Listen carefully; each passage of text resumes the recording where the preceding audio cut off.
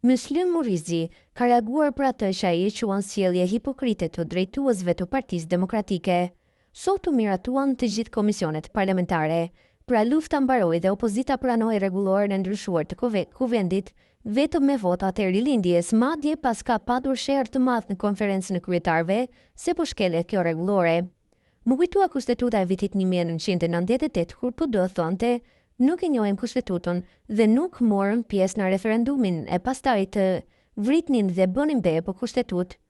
O drejtues të PD-s dhe ju lider i imagjinar të PD-s dhe grupi parlamentar, a do ta mbani një herë të vetme vetëm një muaj atë që thoni apo mendoni se të gjithë jemi debila si soi juaj që lëpin çfarë vjellim. Mjaft më me luftë dhe revolucione si shura e pulës, se me këtë sjellje politike si dredhja e belit në valle dhe duke lëpirë pa u tharë mirë çfarë keni pështyr, nuk ju besojmë më asgjë të rrugës e jo më demokratët, bëni betejë në parlament, duke folur në foltore për shqiptarët dhe faktet, e jo si servil të përshtirë që të bëni show para kameras. Lëreni mbrojtjen për Erion Veliajn se e bët gazi i gazit dhe nxjerr një kandidat dinjitoz për Bashkinë e Tiranës. Dhe për të gjithë bashkitë që do të shkojnë në zgjedhje të mobilizohet çdo opozitar në fushat, por pa legena ordiner si drejtues fushate, se me vëmje nuk fitohet kurrë, shkruani ish deputet demokrat në rrjetet sociale. Mu bukurosh që kam lind, ty bukuroshe të bën parat të shqiptarëve. Luku e para faleminderit për bukuroshin, po mu bukurosh që kam lind, ty bukuroshe të bën parat të shqiptarëve. Që ka i diferencë madhe. Ti do bëje mirë këtu të na flisje, për Tigrin 1 dhe Tigrin 3. Ti do bëje mirë të na flisje këtu se si ti je vetmja që nga gjithë Europa, në popullin më të varfër të Europës, ke sjell kilometrin më të shtrenjtë të botës. Plot 25 milion euro. E ke bërë vetëm ti. Në Austri, kolektet tu e bëjnë me 14 milion euro kilometrin.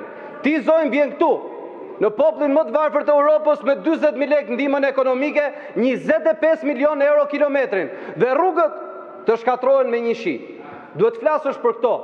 Bukuroshët gjej kohën tate, jo në parlament. Këtu fol për këto dhe për dhunën që folën koleget e tua, zonjusha apo zonja, duhet ta dini që në politik, nëse ka ndonjë politikan që shquhet për dhunë ndaj grave, nga e Kelana në Pogradec e deri këtu në kryeministri është Edi Rama. Dhe për dhunë në këtë parlament, dhe dhunë për këtë parlament, vetëm një parti ka nxjerrë armën dhe ka plagosur deputet në këtë parlament, dhe është partia që përfaqësoni ju, kur ka plagosur Azem Ajdarin, heroin e demokracisë. Kështu që për pjesën e dhunës, ulni kokën, kërkoni ndjes edhe jepni përgjigje pyetjeve.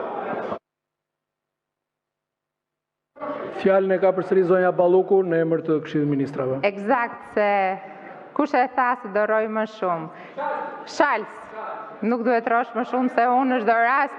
Tani ky është problemi. Problemi që është tani ky filloi të besoj që është bukurosh, kjo është më e keqja. Dhe do me thënë, dhe pashën bukurosh çfarë thoshte, tani me këtë epitetin do të çmendet fare, po s'ka gjë do ta pranojmë. Mund t'i pyesësh se unë u çudita pse ti mërzitesh kur të përmendet emri babait, po mund të pyesësh edhe Fariun, edhe Jetën, se ande nga fisi im ne jemi të bukur përgjithsisht. Kështu që nuk na është dasha si lek, kupton? Meqense e bëm pedante këtë si bisedë. Tani